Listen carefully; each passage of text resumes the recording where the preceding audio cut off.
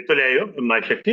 आज राजा चिंतन कुमार क्रमांक 1188। दिन शनिवार तारीख 29 मार्च 2025। और आज हम बीच में आदरणीय अंकन साहब जो retired additional commissioner income tax हैं। आज आपको जो पार्ट है वो संतुलित जीवन कैसे जिए, how to balance life, part 59 है।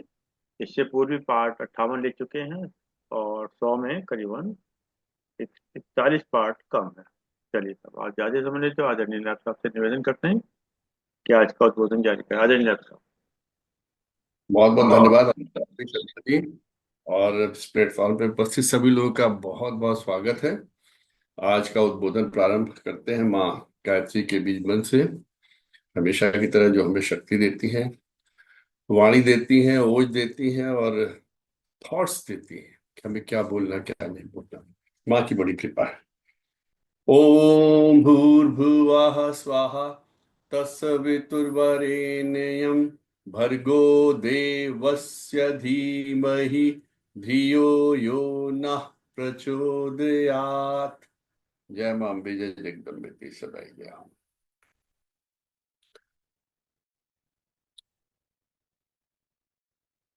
कल से नवरात्र प्रारंभ हो रहे हैं, चैत्री नवरात्र। माँ के शुभ दिन, 9 दिन माँ की पूजा होगी, आराधना होगी, सारे मंगल कार्य प्रारंभ हो जाएंगे। और 6 तारीख को रामनवमी है, भगवान राम का जन्म उत्सव मनाया जाएगा। भगवान राम हमारी नस नस में बसे हैं, हमारी रग रग में बसे हैं। जीवन का प्रारंभ और जीवन का अंत उन्हीं के हाथों में है। राम के महत्व के बारे में जितना कहा जाए उतना ही कम है, क्योंकि थोड़ी सी चर्चा आज जरूर करना चाहूंगा, क्योंकि रामनवमी का परम सुंदर अवसर आ रहा है। तो और कल से नवरात्र प्रारंभ है, तो आज भगवान राम की थोड़ी सी चर्चा करना चाहूंगा। भगवान राम के चर्चा में एक बार मैंने कहा था कि वो एक ऐसे युग पुरुष है जिन्होंने कभी कोई चमत्कार नहीं किया। बिना चमत्कार किए ही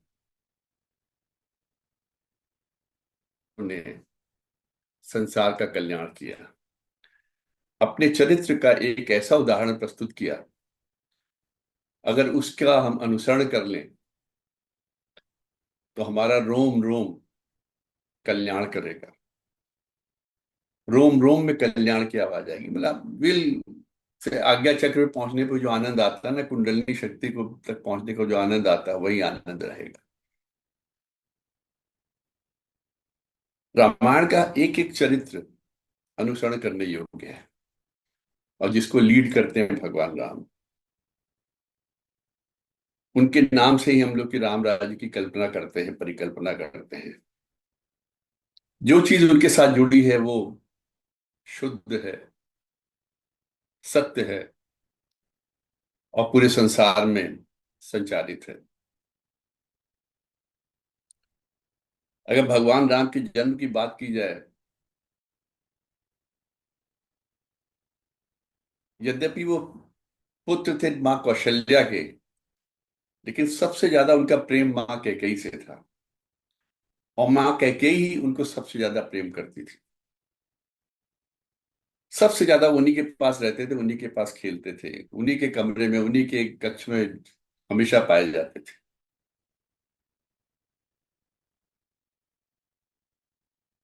भगवान राम थोड़े से बड़े हुए, विश्वामित्र जी उनको लेने के लिए आ गए कि भाई हमारे जो पूजा में व्यवधान डाला जा रहा है रावण द्वारा या आसुरी प्रवृत्तियों द्वारा,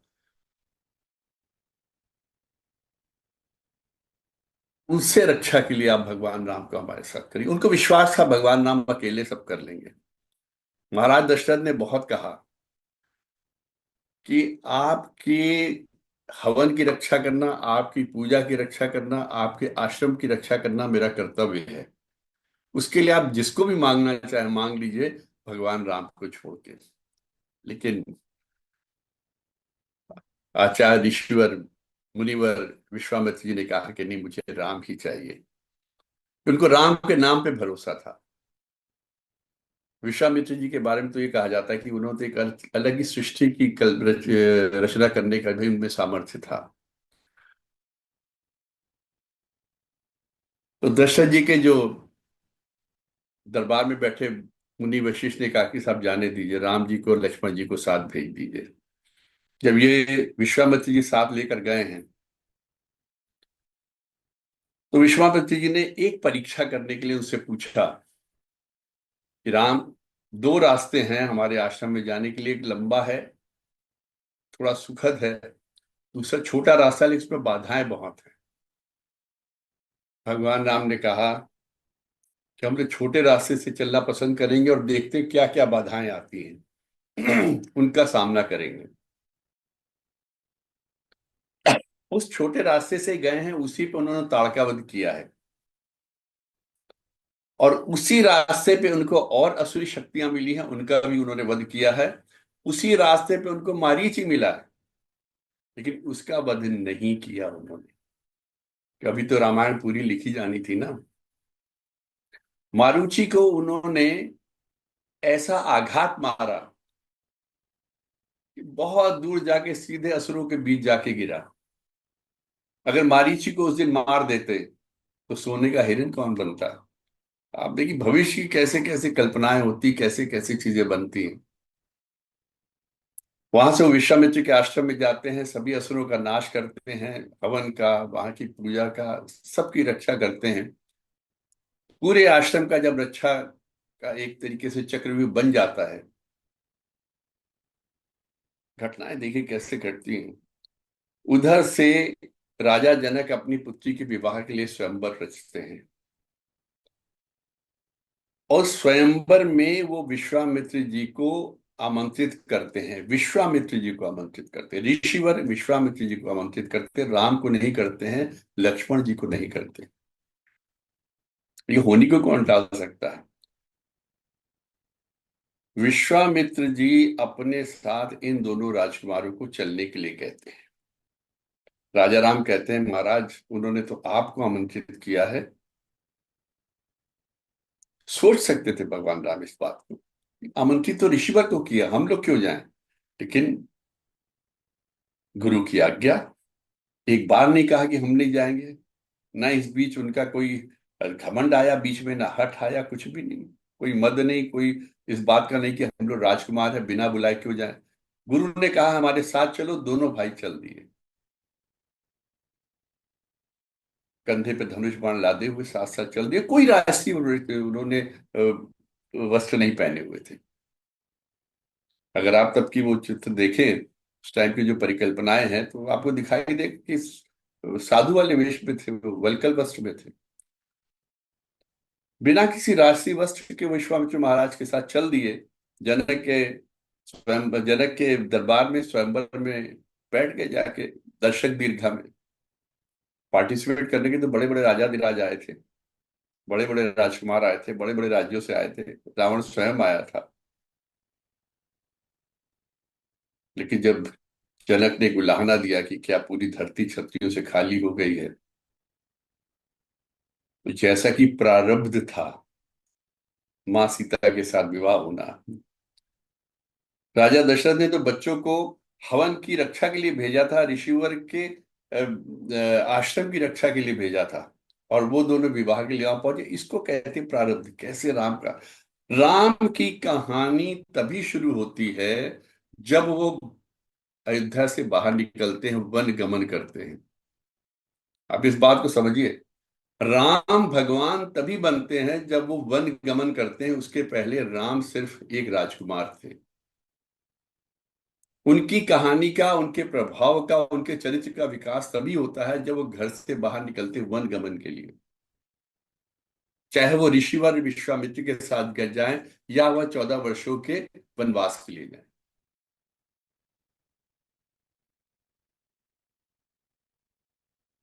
ऋषिवर का आदेश था, इशारा हुआ, लक्ष्मण कुछ क्रोधित भी हुए, उनको शांत किया गया। उसके बाद भगवान राम ने कहा कि ठीक है, मैं प्रत्यंचा चढ़ाता हूँ। चढ़ाते वो पिनाक जो था वो टूट गया। उसके बाद की कथा सबको पता ही है। तो आज ये किस्सा बताने का मेरा सिर्फ ये अर्थ था कि भगवान राम का रामत्व तभी प्रारंभ होता है जब वो अयोध्या के राजमहल से निकलकर वनगमन को जाते हैं, वनवास को जाते हैं। वरना अगर वो उस राजमहल में ही रहते, उसी में बैठे रहते, तो शायद वो जो भगवान का चरित्र हम लोगों ने देखा, जिसको पढ़ते सुनते हैं, वो सुनने को ना मिलता। उसके बाद विवाह होता है, वापिस आते, राज्याभिषेक की तैयारियां होती हैं कि इनको अब एक दिन दशरथ महाराज के मन में आया कि अब मैं बूढ़ा हो रहा हूँ, राजा राम इतने काबिल हैं, लायक हैं कि इनको राज्य सौंपा जाना चाहिए। इन्होंने विश्वामित्र के आश्रम में जाके जिस तरीके से असुरों का नाश किया है, काबिल आदमी है, तो इनको राज्याभिषेक किया जाना चाहिए। अगर उस दिन राज्याभिषेक हो गया होता और राजा राम अयोध्या में ही रह गए होते, तो रावण को कौन मारता? देवताओं ने प्रार्थना की है मां कैकेयी से, मां राम को भेजिए, वन गमन के लिए भेजिए, वरना रावण पूरे संसार को नष्ट कर देगा। मां कैकेयी ने पहले मना कर दिया कि मेरे से ये कुकृत्य नहीं होगा, मैं नहीं कर सकती। मेरा प्रिय पुत्र है, सबसे प्रिय पुत्र, चारों पुत्रों में सबसे प्रिय, बल्कि भरत शत्रुघ्न से भी प्रिय है वो। मैं उसके विषय में ऐसा सोच भी नहीं सकती। तब मंथरा की एंट्री होती है, उसकी बुद्धि में भगवान, ये देवताओं की जो उनको प्रभावित किया, उनका विचार परिवर्तित किए, उन्होंने फिर प्रार्थना की, या जो उसके बाद का आपको पता है किस तरीके से घटनाएं घटित हुई हैं। अब यहां आप देखिए, मां कैकेयी ने भगवान राम के लिए वन 14 साल का वनवास मांगा, वन गमन करने के लिए देवताओं के आग्रह, और भरत के लिए राज्याभिषेक मांगा। महाराज दशरथ ने एक बार भी राजा राम को वनवास पे जाने के लिए नहीं कहा।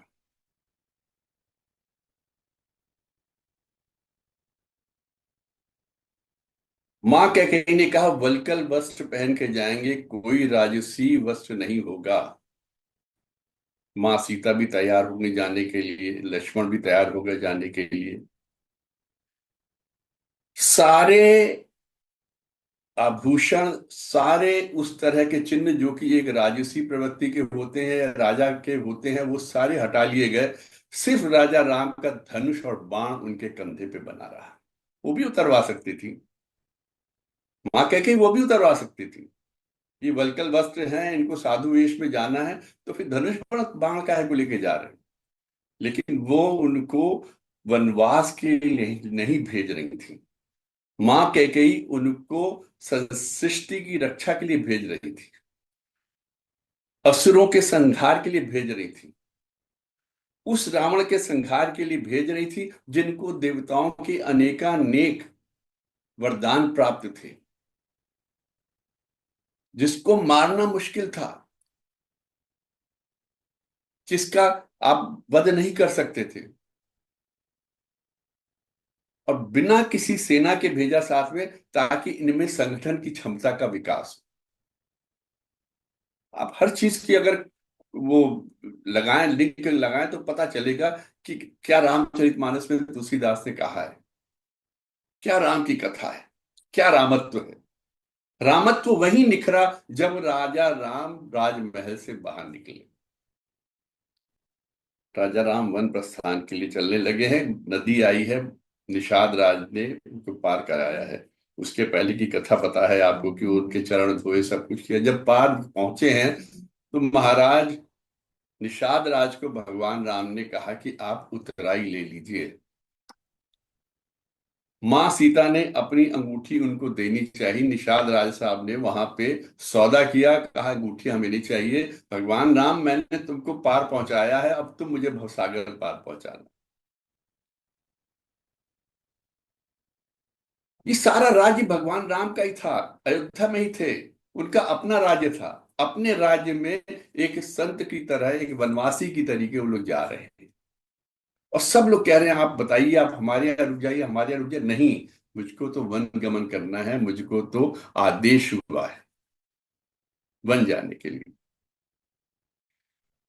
अगर निषाद राज ने वो अंगूठी या उनके वो जेवरात उस वक्त ले लिए होते माँ सीता के, तो जिस वक्त रावण ले जा रहा था तो कौन सी निशानियां रास्ते में फेंकती जिसको पहचान कर भगवान राम पता करते कि माँ सीता कहाँ चली गई।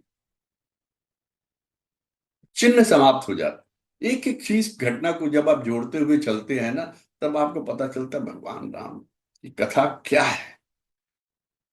ईश्वर कैसे रचता, अपनी कथा को किस तरीके से कथानक बनाता है।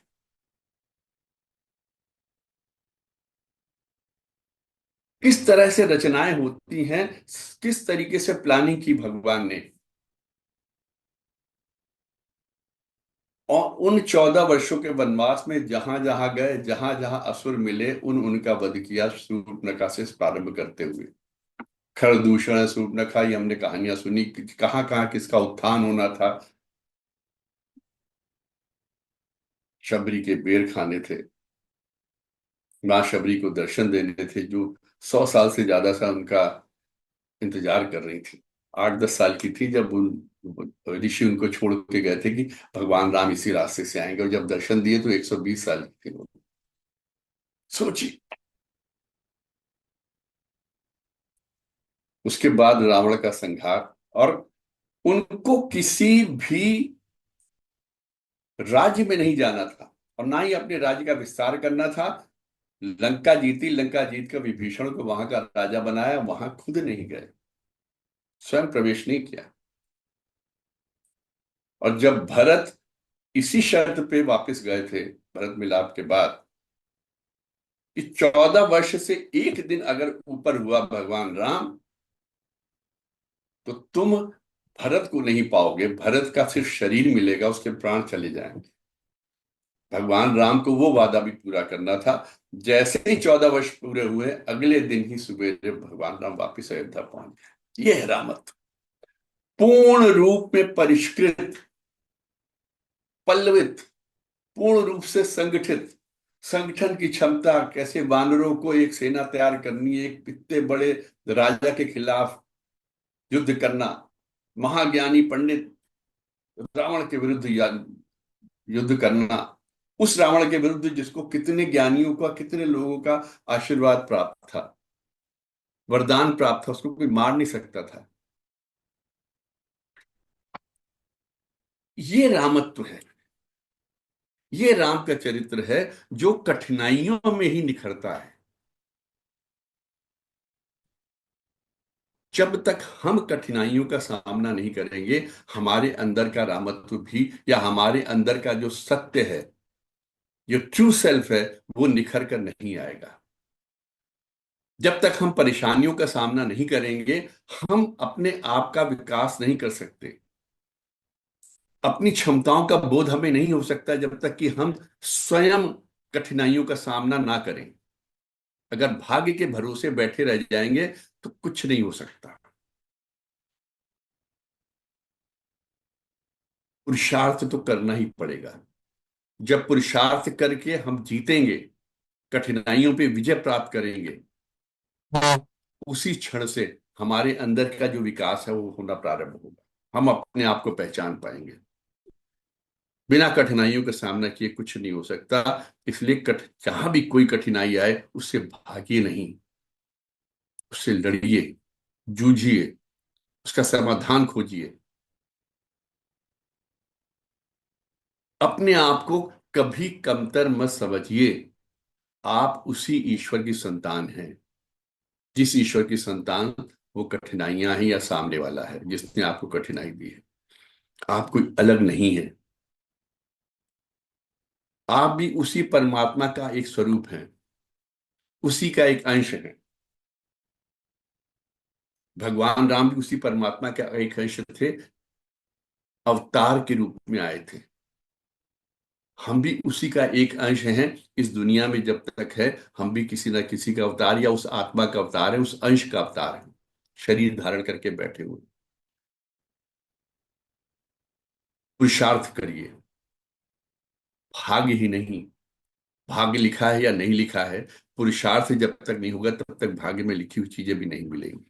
यही प्रारब्ध है। भाग्य प्लस पुरुषार्थ, यही प्रारब्ध है।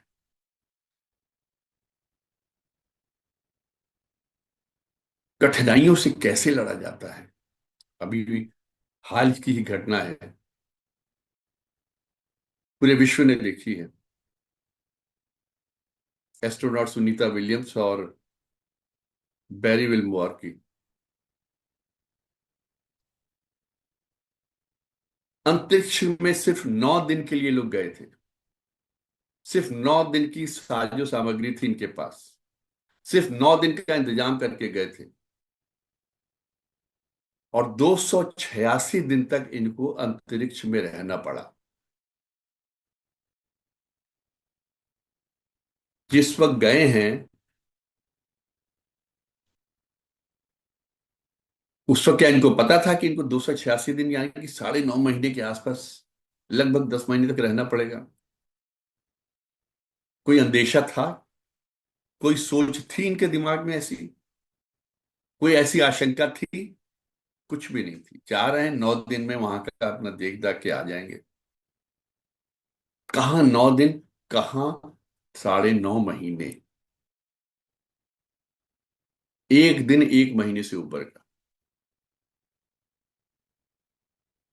क्या उन्होंने हिम्मत हार दी? क्या वो घबरा गए? क्या वो डर गए? उन 9.5 महीने में उनको बाहर की ताजा हवा नहीं मिली। वहां तो हवा है ही नहीं। जो भी ऑक्सीजन अंदर क्रिएट की जा रही है, बनाई जा रही है, 9 महीने तक उनको भोजन वाला नहीं मिला, जो वास्तविक भोजन जिसको हम कहते हैं।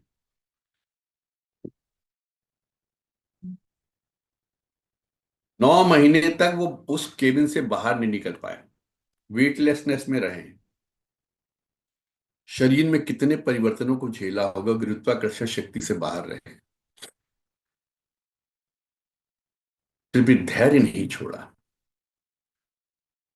जीवन के लिए संघर्ष नहीं छोड़ा। जीवन के लिए लड़ना नहीं छोड़ा। इंतजार किया, सब्र के साथ, धैर्य के साथ, और अंततः उनकी विजय हुई। इतिहास रचते हुए वो वापस आए।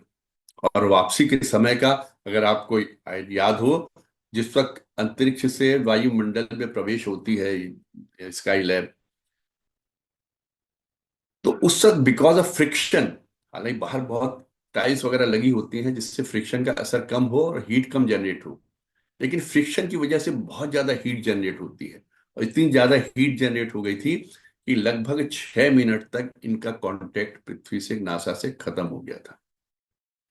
उन 6 मिनट में इनका क्या हाल था, नीचे लोगों का क्या हाल था, कोई नहीं जानता। वो जो लोग उन्होंने उस वक्त थे वही लोग जानते हैं। आप ऊपर से गिरते आ रहे हैं हजारों किलोमीटर प्रति घंटे की रफ्तार से। कहाँ जाएंगे, कैसे जाएंगे? जब ऊपर थे ये नहीं पता था लौट भी पाएंगे कि नहीं लौट पाएंगे, जीवित लौट पाएंगे कि नहीं लौट पाएंगे। कल्पना चावला जी के साथ क्या हुआ था? जिससे गिर आ रहे थे, जैसे फ्रिक्शन हुआ, कुछ टाइल्स वगैरह जो साइड के लगे होते वो टाइल्स उखड़ गए थे। आप पढ़ें उस चीज को कि क्या दुर्घटना क्यों हुई थी। वो हीट एकदम से केबिन में आ गई, वो जल गया, फट गया, खत्म हो गया। लेकिन अंततः विजय प्राप्त की और इतिहास रच दिया। और एक हम हैं,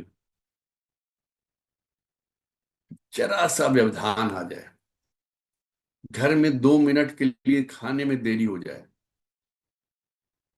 एक कप चाय मिलने में देरी हो जाए, ड्राइवर 10 मिनट लेट आ गया, ऑफिस जाने में 20 मिनट लेट हो गए, या रास्ते में ट्रैफिक अगर लाल बत्ती दिख गई, कितना इरिटेट हो जाते हैं, कितना कुछ कह जाते हैं। लोकल एडमिनिस्ट्रेशन के लिए कुछ कितना कुछ कह देते हैं, भीड़ के लिए कितना कुछ कह देते हैं, ड्राइविंग वालों को करने को कितना कुछ कह जाते हैं, व्यवस्था पे गालियां देना शुरू कर देते हैं। धैर्य नहीं है, धीरज नहीं है। भगवान राम से सीखिए, और इन लोगों से सीखिए जो 9 महीने, 9.5 महीने अंतरिक्ष में रह के आए हैं, 286 दिन काट के आए, 9 दिन के लिए गए थे, एक ही केबिन के अंदर, कहीं निकल नहीं सकते थे। आपको अगर एक कमरे में बंद कर दिया जाए 9 महीने तक, कहा जाए कोई कांटेक्ट नहीं रहेगा, अंदर बैठे रहिए, कैसा महसूस होगा? तो इन लोगों से सीखिए कैसे अंदर विकास होता है, कैसे आपके चरित्र का, आपके व्यक्तित्व का कैसे विकास होता है।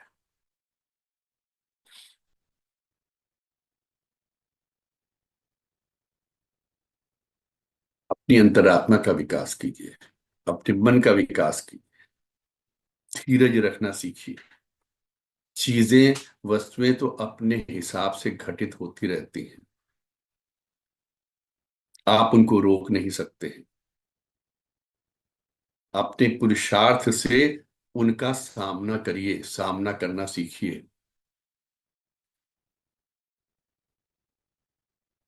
को बर्दाश्त करना सीखिए। अगर कोई गलतियां की हैं तो उनसे सीखिए, ताकि दोबारा वैसी गलतियां ना करें। यहाँ पे आपके कर्मा की थ्योरी के जो 4 पॉइंट्स हैं, वो बहुत काम के हैं। कर्मा की थ्योरी कहती है कि जब जो चीज होनी है वो होकर रहेगी, उसमें इफ या बट कुछ नहीं हो सकता।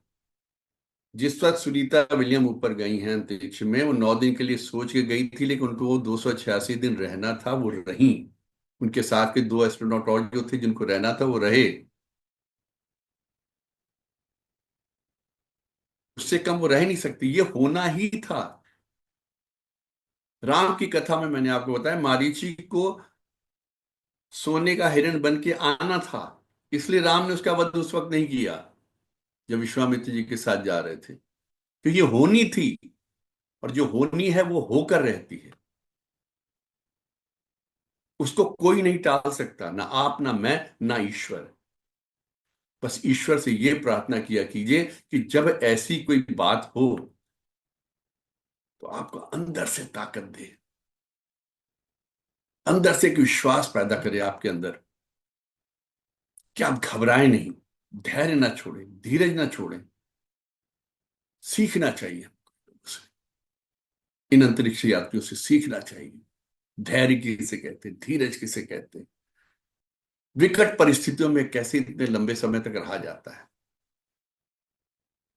अरे अपने सैनिकों से सीखिए जो बॉर्डर पे रहते हैं, -40 डिग्री, -60 डिग्री, -30 डिग्री, कैसे रहते हैं। थोड़ी सी ठंड होती है तो कहते हैं बहुत ठंड है, कब ये जाएगी सर्दी, कब जाएगी। हमने बर्दाश्त करने की ताकत समाप्त हो गई है, परिस्थितियों से लड़ना छोड़ दिया हमने, खुद को एकदम वीक बना दिया, कमजोर बना दिया, लड़ने की इच्छा शक्ति समाप्त कर दी। कर्मा की थ्योरी का दूसरा पॉइंट कहता है कि जब जिस चीज को प्रारंभ होना है वो उसी वक्त प्रारंभ होगी, आप लाख प्लानिंग कर लीजिए, ना उसके पहले होगी ना उसके बाद होगी। आपने लाख सोच रखा हो कि हम नवरात्रों में अपनी दुकान का मुहूर्त करेंगे, अगर नहीं होना तो नहीं होगा, अगले नवरात्रों तक टलना तो टल जाएगा, कोई ना कोई अड़चन आ जाएगी। और आपने लाख सोचा कि नवरात्रों के बाद कभी काम शुरू कर लेंगे, अगर नवरात्रों में शुरू होना तो नवरात्र में ही शुरू होगा। ये कर्म की गति है, ये टाले ना टले, आपके किए कुछ नहीं होना, जब जो चीज होनी है तभी होगी, उसका स्टार्टिंग पॉइंट तभी से होगा। आपने देखा नहीं, कई बार अंतरिक्ष की यात्राओं की शुरुआत होती है कि साहब इस दिन अंतरिक्ष यान छोड़ा जाएगा, अचानक कोई घटना होती है, कोई ऐसा स्लैग स्नैग आ जाता है वायुयान में जिसको भेजना होता है रॉकेट में, कोई ऐसी प्रॉब्लम आ जाती है कि उसको एक हफ्ते के लिए, 4 दिन के लिए या कुछ घंटों के लिए टाल देते हैं। तो जब जो चीज शुरू होनी है वो उसी वक्त प्रारंभ होती है, ना उसके पहले ना उसके बाद। तीसरा कर्म का पॉइंट ये कहता है कि इस संसार में हम जिससे भी मिल रहे हैं या जिससे भी मिलते हैं, उसके पीछे कोई ना कोई कारण होता है। बिना किसी कारण के, बिना किसी रीजन के हम किसी से नहीं मिलते। ये भी कर्मों की गति है, हम अपने कर्म काटने के लिए मिलते हैं।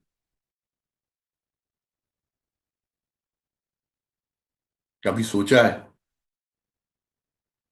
जिसको आप कभी जानते नहीं, जिसके परिवार को कभी नहीं जानते, वही आपकी पत्नी बन के आपके घर में आती है, और एक विवाह के सूत्र में बंधने के साथ ही वो आपके चल अचल संपत्ति और आपके जीवन की अधिकारी बन जाती है, क्योंकि उसको वो अधिकार प्राप्त होना था। कहीं ना कहीं आप उसके कर्जदार थे। ऐसे जो आपके बच्चे होते हैं, उनको भी आपसे सेवा लेनी होती है, आपने उनका केयर करनी थी, उनके ऊपर खर्चे करने थे, वो आते। तो जिससे भी आप, चाहे मित्र हो आपका, स्कूलों में मिलता है, स्कूल के फ्रेंड्स बनते हो, व्यापार में फ्रेंड्स बनते हो, कंपनी में फ्रेंड बनते हो, राह चलते कभी कई लोगों से मित्रता हो जाती, ट्रेन में चलते मित्रता हो जाती, फिर पारिवारिक संबंध बन जाते हैं, इंटरव्यू देते वक्त, इंटरव्यू से बाहर आते हुए कहीं भी मित्रता हो जाती है, राह चलते मित्रता हो जाती है। वो सब किसी ना किसी कारण होता है, कोई ना कोई लेन देन, कोई ना कोई संबंध जरूर होता है। बिना संबंध के, बिना किसी कारण के व्यक्ति विशेष किसी से नहीं मिलता है। और चौथी जो सबसे इंपॉर्टेंट बात है, जितने भी आपने कर्म कर दिए हैं, जो आपका पास्ट है, अच्छे किए बुरे किए, उनको वैसा ही होना था। अब उसको रिग्रेट मत करिए, अब उस पर ध्यान मत दीजिए, कोशिश करिए उनको भूलिए, उनको अपने साथ कैरी मत करिए। क्योंकि गलत जितने भी आपने कर्म किए हैं, उनसे सीखिए कि हमको ये दोबारा नहीं करने हैं, और उनको अपने दिमाग में साथ में लेके चलेंगे तो वो सिवाय नेगेटिव ऊर्जा के, नकारात्मक ऊर्जा के कुछ नहीं देने वाले। उससे छुटकारा प्राप्त कीजिए और नई चीजें शुरू कीजिए, नया सवेरा देखिए जीवन का। आप जब रोज सुबह उठते हैं ना नींद से, तो नया जीवन होता है। तो रात को जब आप सोते हैं, कभी सोच के देखिए, कहाँ जाते हैं, कहाँ रहते हैं, किसके पास रहते हैं। 7 8 घंटे, 6 घंटे, 5 घंटे की नींद में कभी आपने सोचा कि आप कहाँ हैं? या कभी उठ के, कभी आप वीडियो, एक सीसीटीवी लगा लीजिए कमरे में और देखिए अपने आप को, निढाल पड़े हैं, सो रहे हैं, कुछ अता पता नहीं होता। रोज हम रात को मरते हैं और सुबह उठते हैं। बस ये है कि जब अंतिम मृत्यु होती है तब उठते नहीं है। ईश्वर की कृपा ही है कि अगले दिन हम उठते हैं, उसको ईश्वर की कृपा मानिए। नींद से जागिए, कर्मों का प्रभाव देखिए और अच्छे कर्म करने का प्रयास कीजिए। जो गलत कर्म हो गए उनको भूलिए, उनसे सीखिए और अपने अंदर जागृत कीजिए उस ऊर्जा को, उस धैर्य की ऊर्जा को, उस सब्र की ऊर्जा को, लड़ने की ताकत को, संगठन करने की ताकत को। भगवान राम के चरित्र से सीखिए, उन लोगों से सीखिए जो कैसी कैसी कंडीशंस में रहते हैं।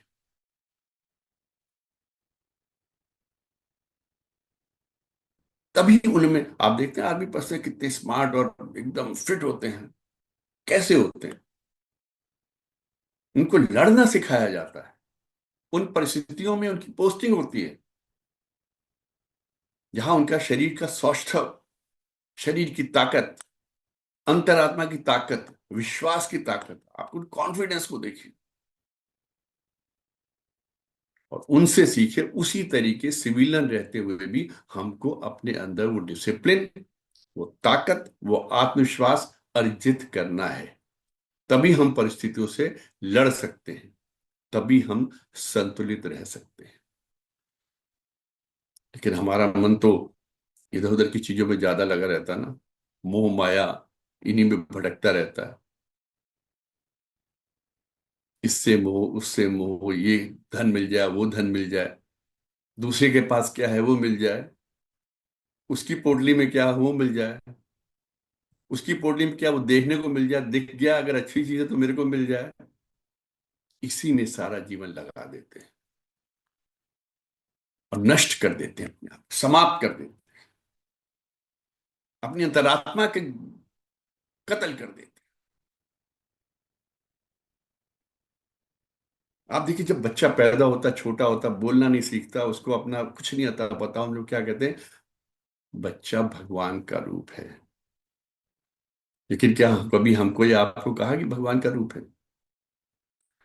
क्योंकि बचपन से, बच्चे होने से जब बड़े होने तक जो भी परिस्थितियां हुई, हम अपनी आत्मा को इतना करप्ट कर देते हैं, लोभ मोह माया इन सब की वजह से,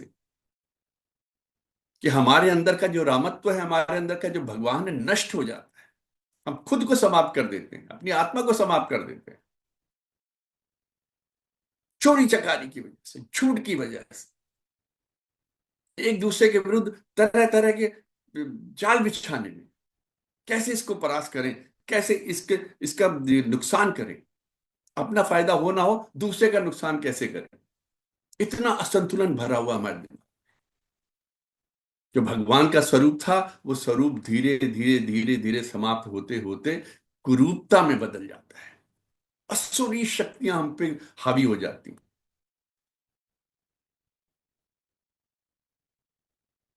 इन आसुरी शक्तियों से निजात पाइए।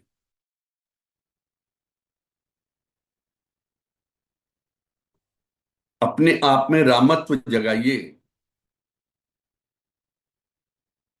कोशिश कीजिए, जो अगले 9 दिन आ रहे हैं नवरात्रों के, इसमें कहीं ना कहीं मेडिटेशन करके सीखिए, सोचिए आप हैं कौन, क्यों हैं। क्या जिंदगी भर भागते ही रहेंगे, धन दौलत के पीछे भागते रहेंगे, लोभ मोह माया के पीछे भागते ही रहेंगे? कहीं ठहरिए, वापस भी जाना है। सूरज रोज सुबह उगता है, शाम को वापस जाता है। हम भी उगे हैं इस संसार में, हमको भी वापस जाना है। सूरज जिस लालिमा के साथ उगता है, उसी लालिमा के साथ वापस जाता है।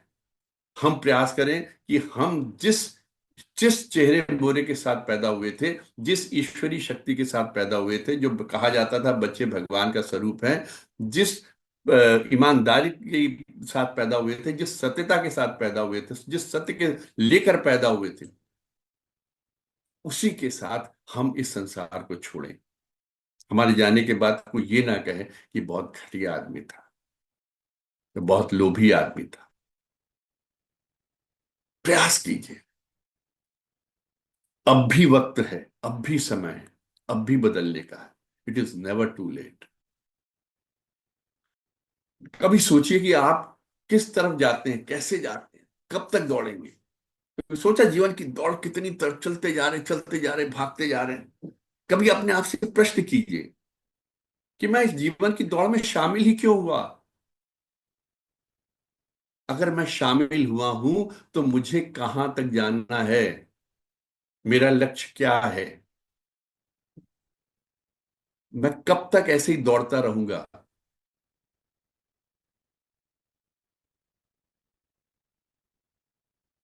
कब तक मेरे को इस लक्ष्य के पीछे दौड़ना पड़ेगा? और क्या कभी मैं उस लक्ष्य को प्राप्त कर वापस आ पाऊंगा? और अब तक जो मैं दौड़ता हुआ आया हूं इस जीवन में, मैंने क्या प्राप्त किया है? पूछे कभी अपने आप से, क्या पाया अब तक, क्या मिला है, क्या हासिल कर लिया हम लोगों ने? दौड़ते दौड़ते धन दौलत के पीछे पीछे, लोभ मोह माया के पीछे पीछे, ये मेरा, ये मेरा, ये मेरा, ये मिल जाए, वो मिल जाए। अब तक हम लोग कहां तक पहुंच पाए हैं?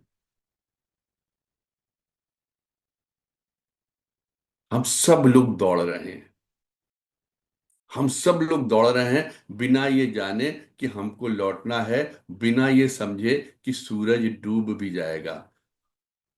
हम उस किसान की तरीके दौड़ रहे हैं जो एक राजा के कहने पे, कहानी पहले भी सुना चुका हूं इसलिए उस दोहराऊंगा नहीं, दौड़ता जा रहा था कि ये खेत सारे मुझे मिल जाए, और राजा ने कहा था कि सूरज डूबने के पहले तक तुम वापस आ जाना। पता है कि सूरज डूब रहा है, पश्चिम की ओर जा रहा है, लेकिन फिर भी दौड़ रहा है कि ये भी खेत मिल जाए, ये भी खेत मिल जाए, ये भी खेत मिल जाए। और अंततः हम निढाल होकर गिर जाते, सूरज डूब जाता है, और राजा की शर्त के अनुसार हमको कुछ नहीं मिलता। और राजा जब हमारा शरीर देखता पड़ा हुआ, तो वो कहता है, इसको इतनी जमीन जायदाद नहीं चाहिए थी, इसको तो सिर्फ 2 गज जमीन चाहिए थी। कभी सोचिए हमारी जरूरतें क्या हैं। एक सेग्रीगेशन करिए, एक कंपार्टमेंट बनाइए कि हमारी नीड्स क्या हैं, हमारी डिजायर्स क्या हैं, और लग्जरीज किसे कहते हैं। हम चाहते क्या हैं, हमारी जरूरतों को पूरा करना या अपनी चाहतों को पूरा करना। चाहते कभी समाप्त नहीं होने वाली। एक चाहत खत्म हुई नहीं, ये दूसरी चाहत पैदा हो जाएगी। कब तक उन चाहतों के पीछे भागेंगे, उनको पूरा करने के लिए भागेंगे? भागते रहिए। जब तक हम नीड्स में, क्या नीड्स की डेफिनेशन क्या है, डिजायर की डेफिनेशन क्या है, और लग्जरी की डेफिनेशन क्या है, इसके बीच भेद करना नहीं सीखेंगे, तब तक हम जीवन में शांति और संतोष को प्राप्त नहीं कर सकते। सिर्फ दौड़ते रहेंगे, ये भी मेरा, ये भी मेरा, ये भी मेरा, ये भी मेरा, और अंत में मेरा तो कुछ भी नहीं।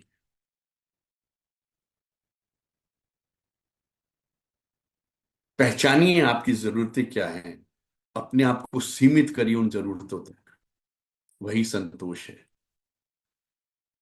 इच्छाएं आपको जिंदगी भर भगाती रहेंगी, भगाती रहेंगी, भागते रहो, दौड़ते रहो, दौड़ते रहो, अब दौड़ते रहेंगे। एक इच्छा पूरी हुई, दूसरी इच्छा के पीछे दौड़ रहे हैं, दूसरी पूरी हुई, तीसरी इच्छा के पीछे दौड़ रहे हैं। दौड़ते रहिए। कोई आपको रोकने वाला नहीं है इस दौड़ में। आप स्वयं ही स्वयं को रोक सकते हैं। और जिस दिन आपने मान लिया, समझ लिया कि आपकी डिजायर्स क्या हैं और आपकी नीड्स क्या हैं, सिर्फ नीड्स तक ही आपको सीमित रहना चाहिए, वहीं से लौट आना चाहिए, तो वहीं पर आपकी जीत है, वही आपका लक्ष्य है। लेकिन डिजायर्स और डिजायर से आगे हमें लग्जरीज चाहिए, यही हमको समाप्त करता है। ये डिजायर्स, ये लग्जरीज हमारे रामत्व को समाप्त करती हैं, हमारी आत्मा को मारती हैं, हमारे उस स्वरूप को नष्ट कर देती हैं। जिस वक्त हम छोटे थे और हमसे कहा जाता था कि आप बच्चे तो भगवान का स्वरूप होते हैं, हमारे स्वरूप को हमारी डिजायर्स ने ही छीन लिया है,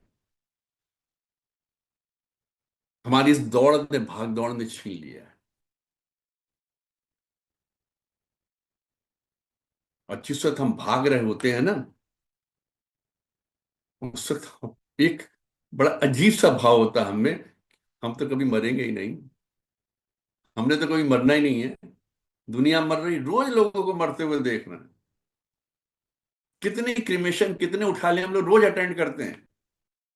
हर महीने 2 4 6 लोग, हमारे मित्र लोग कहीं ना कहीं जा रहे होते हैं या मिलने वाले जा रहे होते हैं, हम लोग जाना पड़ता है, ठवाले में जाते हैं या क्रिमेशन पे जाते हैं, देखते हैं उनको जाते हुए। लेकिन मैं तो अजर अमर हूं, मैं तो अमर अमृत पी के आया हूं। मैं थोड़ी मर सकता, मुझे तो अभी दौड़ना है, मैं अभी और दौड़ूंगा, दौड़ता रहूंगा, दौड़ता रहूंगा। ये दौड़ कभी समाप्त नहीं होगी।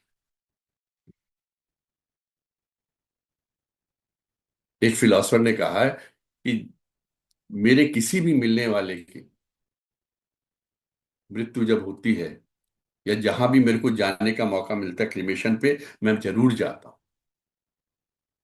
कहते मैं जाता हूं, मैं क्रिमेशन होते हुए देखता हूं, उसके शरीर को धीरे धीरे आग में जलते हुए, भस्म होते हुए देखता हूं। और जब वो क्रिटोरियम में, मतलब इलेक्ट्रिक वाले में तो अंदर ढेल देते हैं, नहीं तो लकड़ी में लगा देते हैं, जब बाद में वो लौट के लोटे में आता है,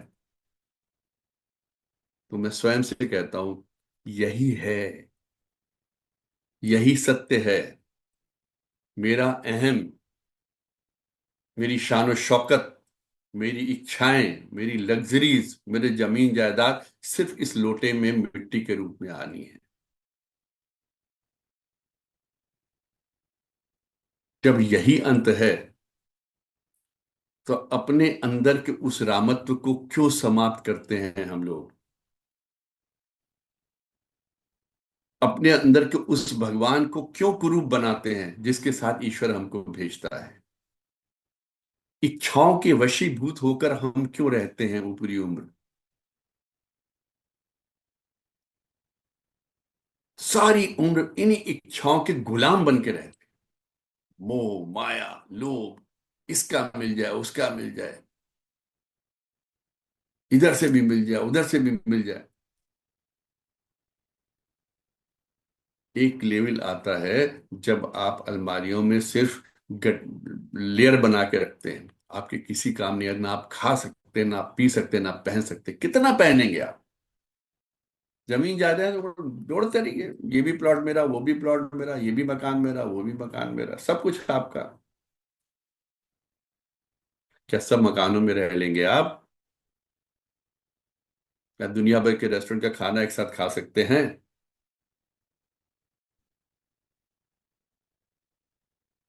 कितने अय्याशी कर सकते हैं अगर बहुत कमाई हो? सिर्फ लेयर ही बननी, घर में रखनी है और अलमारियों में रखनी और डरना है। भिखारी देखिए कितनी आजादी से सोता है फुटपाथ के ऊपर, उसका कुछ है ही नहीं। जो भोजन चाहिए था उसको मिल गया, उसने खा लिया, अगले दिन फिर कोई दे जाएगा। जबकि उसके पास कुछ है ही नहीं, तो उसको डर किस बात का? पूरी आजादी के साथ सोता है, बड़ी अच्छी नींद लेता है, गहरी नींद में सोता है। ऐसी नींद में सोता है कि जिससे हम लोग को भी रश्क होता है, यार ऐसी नींद आनी चाहिए, हम लोग बिना गोली के सो ही नहीं पाते।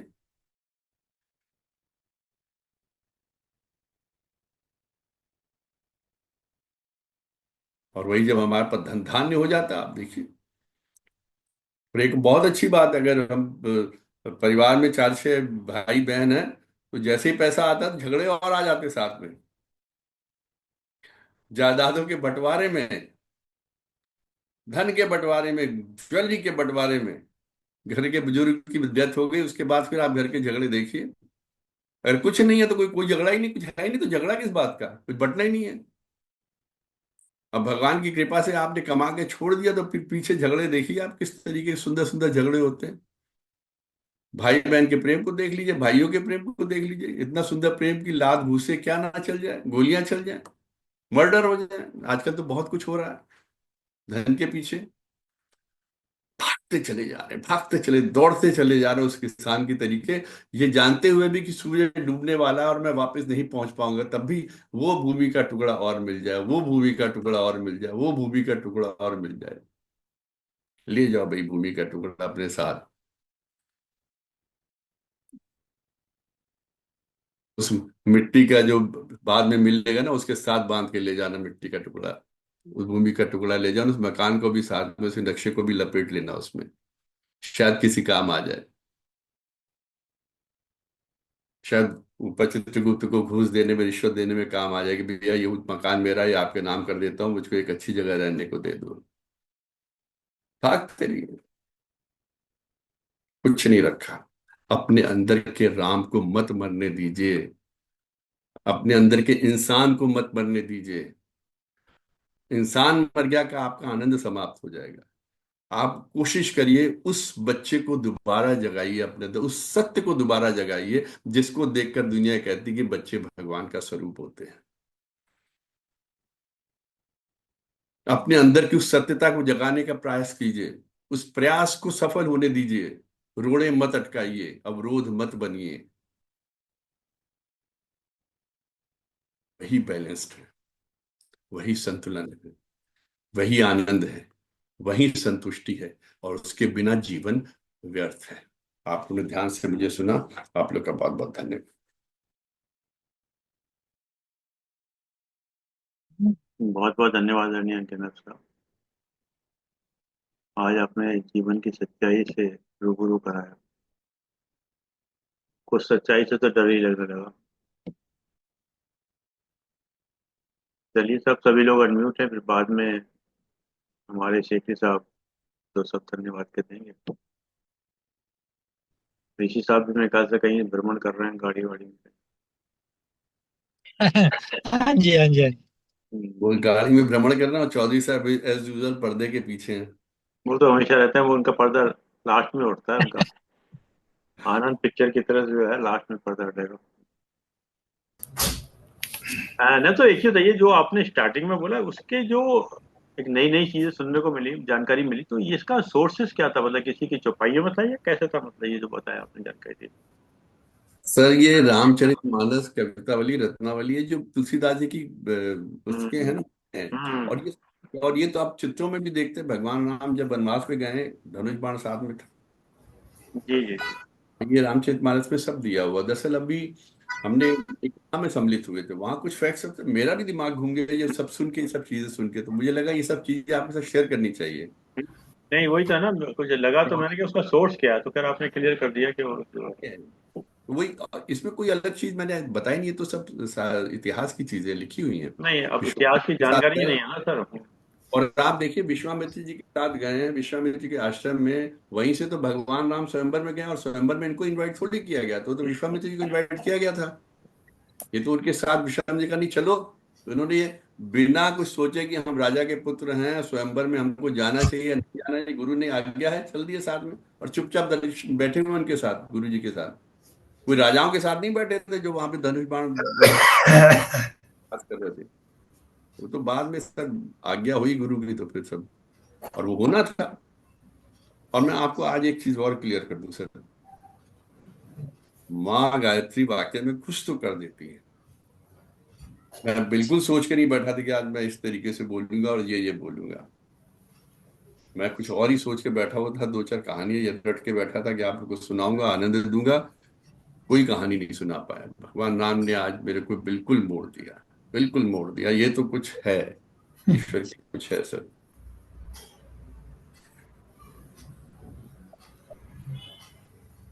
चलिए साहब, ऐसे मुस्कुराना सीखे साहब, मनमंद आप भी जो है जब धन्यवाद देंगे तो आपको बहुत कुछ बोलना पड़ेगा। हम्म। अभी पहले वीएन जॉय साहब को सुन लो पहले, उसके बाद दे दो धन्यवाद।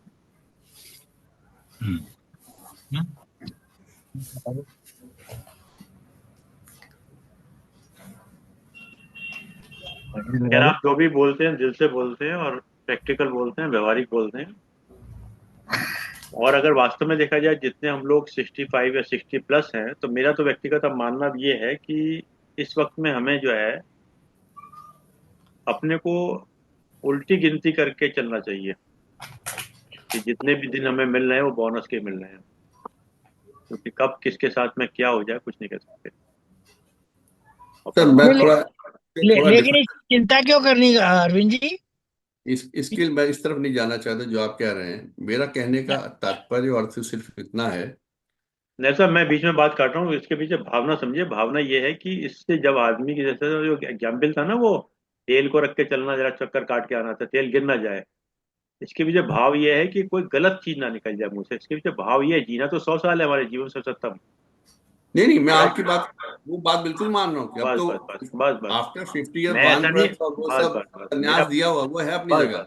मेरा उसमें क्या है सिर्फ ना कि कहना, हमारे से अब वो चीजों का, जैसे भी आपने कहा ना, वो आकर्षण ना रहे कि यहाँ प्रॉपर्टी ले ली, वो ले लिया, ये कर लिया, वो कर लिया, ये पंजाब। मेरा पॉइंट वो कहने से है, इसमें मैं जितना इसमें चीजें बांटना, जितना जैसे अब आप बांट रहे हैं अपने ज्ञान को, जैसे अभी आपने कहा कि मैं रामायण को सुना और आपने वो शेयर किया, ये एक प्रकार से एक अपने ज्ञान को अपने समाज में और बांटा। जब ये यूट्यूब पे जाएगा तो और बटेगा।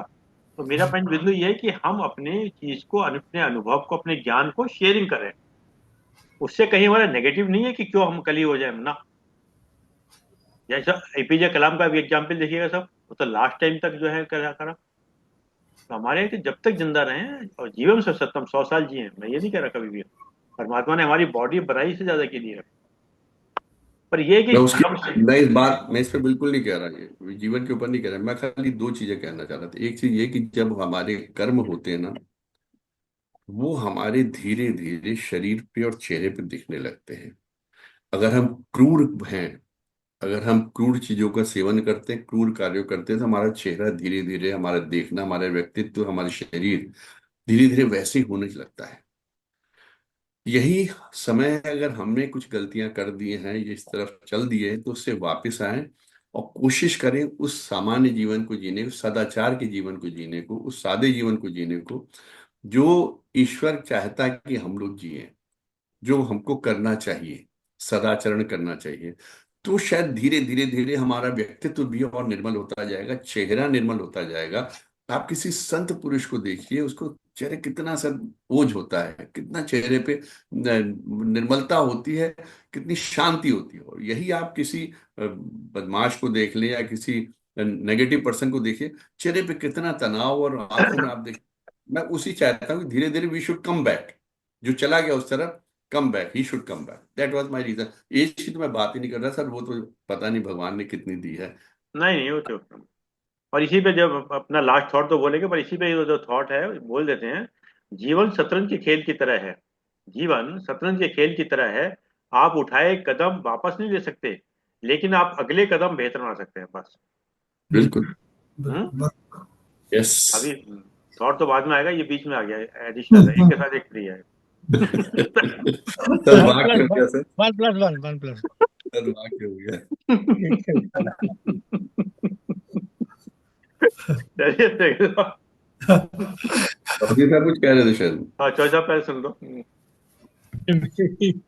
कुछ नहीं कह रहा था, बस बहुत अच्छा लगा। जो होता है वही होगा, जो होना है वही होगा। ये लालच होता है सर, क्योंकि ये आपका ये कहना है कि बहुत अच्छा लगा, बहुत सुंदर लगा, इसको सुनने का भी एक लालच होता है। धीरे धीरे इस लालच को भी कम करूंगा मैं सर। जो होना है वही होगा, अरे जो नहीं, नैब साहब, देखिए देखिए, जिंदा रहने के लिए कुछ ना कुछ शौक तो होने चाहिए। और शौक भी ऐसे होने चाहिए जो कोई दूसरा कहे तो कह दे तो। कोई ना कोई शौक तो होने चाहिए। चाय पीते तो पीते चाय पीने का शौक है तो है, क्या दिक्कत है? बुरी कहते हैं कह दे तो क्या दिक्कत है? चलिए सर साहब। सर्वप्रथम धन्यवाद आदरणीय अरविंद शर्मा जी, आपने मुझे अवसर दिया, धन्यवाद करने के लिए। आज का उद्बोधन श्री नायब साहब का बहुत ही सुंदर था, हमेशा की तरह सुंदर था। और वो अपने ज़िंदगी के एक्सपीरियंस से जो सीखते हैं वो हमारे आगे रखते हैं। और देखो, नॉर्मल चीज़ रामत्व को भी कितने अच्छे तरीके से आपने समझाया। और आपका उद्बोधन एक हमारे को सोचने पे मजबूर कर देता है कि हम कहाँ खड़े हैं। और यही जिंदगी का सत्व है, तत्व है कि हमें अपनी जिंदगी के असली मायने को सोचना चाहिए। और इनके आपके जो उद्बोधन होते हैं, तो 50 मिनट के उद्बोधन में आपने कितनी चीजें हमारे को सिखा दी, कर्म थ्योरी सिखा दी, रामत्व सिखा दिया, दुनिया के जीने का तरीका बता दिया, हमें प्रारब्ध कैसे भुगतना है, खुशी से भुगतना है। बड़ी सभी चीजें का समावेश एक छोटे से उद्बोधन में भी आपका आ गया। और आपका वक्तव्य हमेशा हमेशा सुंदर रहता है और हमको जरूर कोई ना कोई बात समझा के जाता है जो कि हमारे जीवन में उतरती है। और हम कोशिश करेंगे, मैं तो यही प्रार्थना करता हूँ कि आप इनके वक्तव्यों को वीकली कर दे, ताकि हमें बड़े फायदा होता रहे। क्योंकि ये बीच बीच में गायब हो जाते हैं, अगर वीकली होगा तो हम एक कार्य पे रहेंगे, एक अवस्था पे रहेंगे। हम आपके बहुत बहुत आभारी रहेंगे। आज के पर्टिकुलर आज के उद्बोधन के लिए मैं सहृदय से आपका बहुत बहुत आभार प्रकट करता हूँ, श्री नैब साहब का। अब जो है लोटा अपने साथ रखिएगा। जी। लोटा साथ में होगा तो कोई दिक्कत नहीं होगी।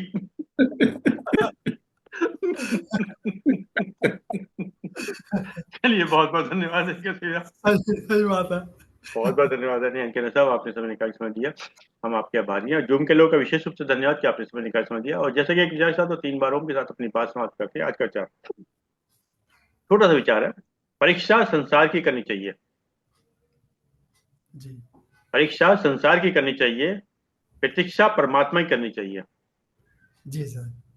परीक्षा संसार की करनी चाहिए, प्रतीक्षा परमात्मा की करनी चाहिए, और समीक्षा अपनी करनी चाहिए।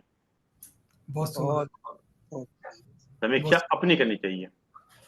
बहुत अच्छा। पर अब आगे दिया, पर हम परीक्षा परमात्मा की करते हैं। हम परीक्षा परमात्मा की करते हैं। प्रतीक्षा सुख की करते हैं, प्रतीक्षा सुख की करते हैं, और समीक्षा दूसरों की करते हैं। सही है, सही है, रिवर्स कर दिया। सही बात है। चलिए आइए 3 बार ओम का उच्चारण करें। ओम ओम ओम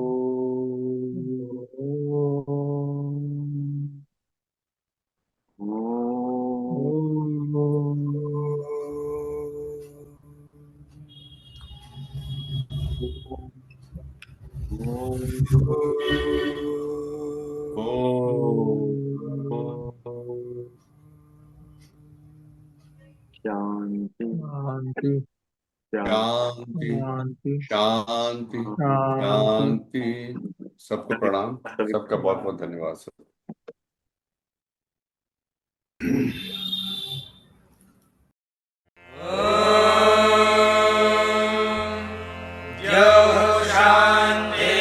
शान्तिरन्तरिक्षं शान्तिः पृथिवी शान्तिरापः शान्तिरोषधयः शान्तिः वनस्पतयः शान्तिर्विश्वे देवाः शान्तिर्ब्रह्म शान्तिः सर्वं शान्तिः शान्तिरेव शान्तिः सा मा शान्तिरेधि। ॐ शान्ति।